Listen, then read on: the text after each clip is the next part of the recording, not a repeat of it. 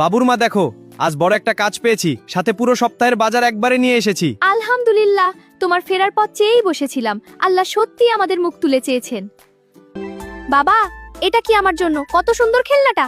আল্লাহ কি তোমাকে অনেক টাকা দিয়েছে বাবা? হ্যাঁ বাবা, তুই যে আল্লাহর কাছে দোয়া করেছিস, তাই তিনি আমাদের অভাব দূর করে দিয়েছেন। হায় হায়, সর্বনাশ হয়েছে। এত রাতে ঝড় উঠছে।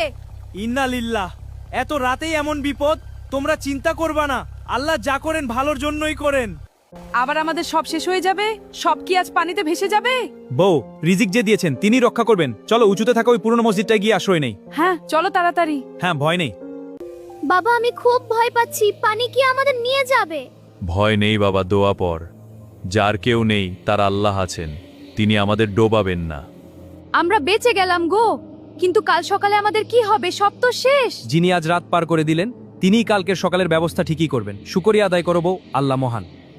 বিপদ আল্লাহ দেন আমাদের ঈমান পরীক্ষা করার জন্য, আর যারা তার ওপর ভরসা রাখে আল্লাহ তাদের জন্য আকাশ থেকে রহমত নাজিল করেন।